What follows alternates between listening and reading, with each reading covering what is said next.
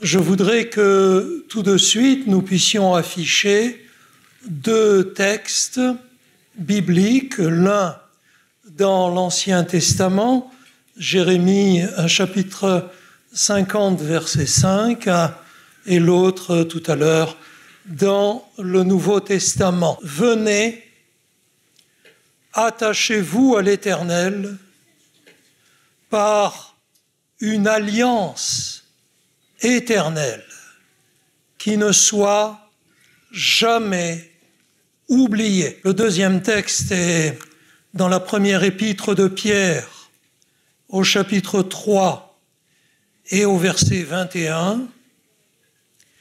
Il y est question du baptême, et le texte dit, le baptême, c'est l'engagement d'une bonne conscience envers Dieu. Il y a deux mots importants, essentiels, dans ces textes issus de la Bible.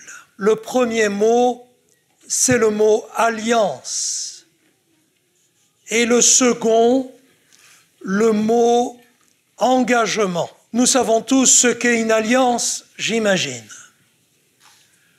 Peut-être que toutes celles et ceux qui portent une alliance à l'annulaire, parce qu'ils ont voulu concrétiser leur rencontre et leur amour par la cérémonie du mariage, comprennent instantanément qu'une alliance, c'est un engagement. Celle-ci a 55 ans. Il y a 55 ans que, par la pose de cette alliance sur cet annulaire, nous nous sommes engagés. Bien sûr, il a fallu que nous soyons conscients, que nous en prenions personnellement la décision. Maintenant, en dehors du mariage, il y a dans cet esprit de l'alliance toutes sortes d'engagements, de contrats que l'on peut passer dans le domaine conjugal, bien sûr, dans le domaine commercial, dans le domaine social, dans le domaine local, national, international. Combien d'alliances sont passées dans la société humaine? Mes questions, combien sont-elles respectées? Combien sont-elles transgressées? Pour des motifs divers, par intérêt personnel, par insatisfaction, par convoitise, pour toutes sortes de raisons, on peut transgresser une alliance, on peut revenir sur ce que l'on avait pourtant personnellement accepté, contracté, signé. Là, dans le texte que nous avons lu, il est question de faire alliance avec Dieu, avec le Tout-Puissant.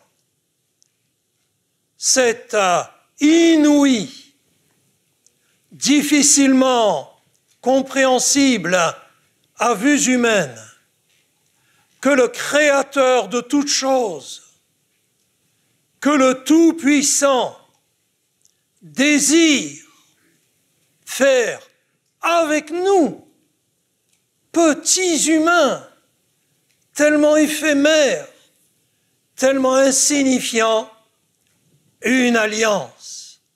Dieu désire contracter avec nous une alliance. Et c'est parce que ça vient de lui que des mots forts sont utilisés.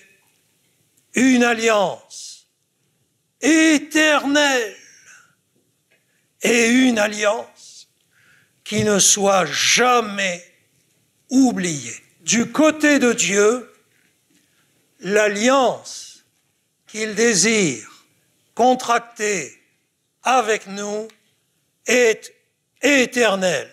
Il la considère comme définitive pour ce temps et pour l'au-delà, pour l'éternité. Et jamais, jamais, si vous vous alliez avec Dieu, si vous passez avec lui une sainte alliance, jamais Dieu ne l'oubliera. La Bible dit que quand bien même une mère oublierait son enfant, Dieu lui dit ceci: moi, je ne t'oublierai jamais, je t'ai gravé sur mes mains. C'est Jésus qui a scellé l'alliance que Dieu veut passer avec nous. Lorsque les clous ont percé ses mains sur la croix de Golgotha, l'amour de Dieu a été scellé. Une alliance éternelle nous a été proposée. Dieu nous aime et désire passer une alliance avec nous.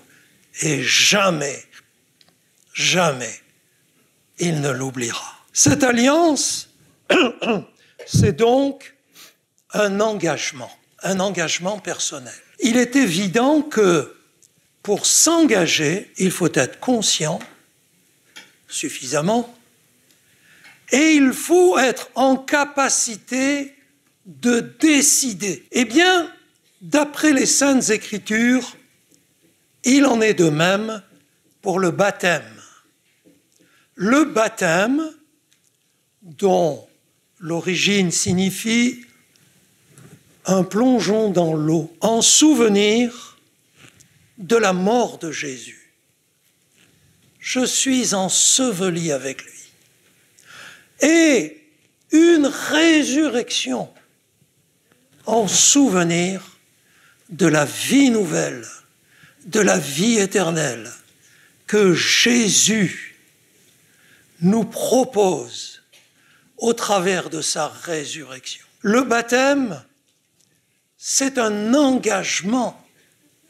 On ne peut pas nous l'imposer. On ne peut pas nous l'imposer alors que nous n'étions pas conscients, ayant pris personnellement la décision de nous allier avec Dieu. Et ce matin, 3 personnes ici présentes qui, un jour, ont pris conscience de l'amour de Dieu manifesté pour elles par la mort de Jésus à notre place sur la croix de Golgotha. 3 personnes ont décidé, ont demandé de prouver publiquement leur alliance avec Dieu en se faisant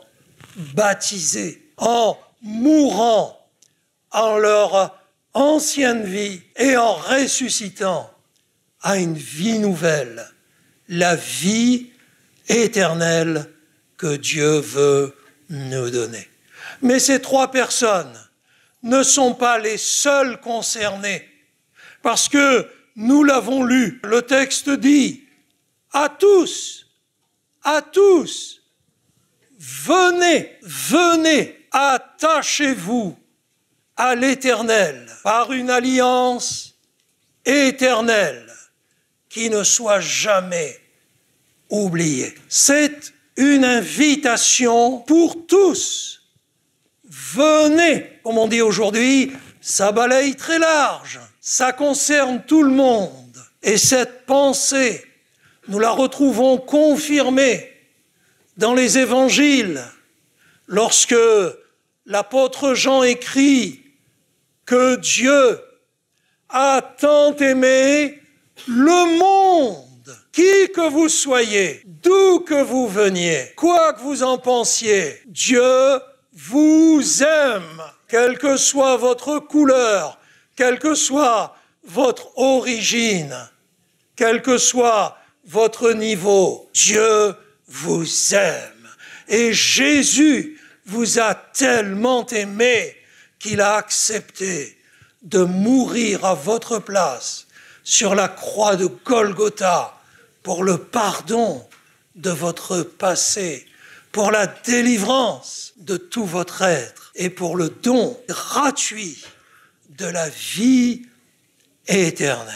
Ce matin, toutes et tous sont concernés par l'appel divin, par cette invitation à contracter avec Dieu, à placer en lui votre foi, à lui demander grâce pour le passé, pour les erreurs, pour les fautes, pour les péchés, et à accepter qu'il vous donne la vie éternelle. Alors je le répète, et je vous lance l'invitation, et Dieu vous lance l'invitation, venez, attachez-vous au Dieu éternel par une alliance éternelle qui ne soit jamais oubliée, que Dieu, lui, n'oubliera jamais. Que Dieu vous bénisse.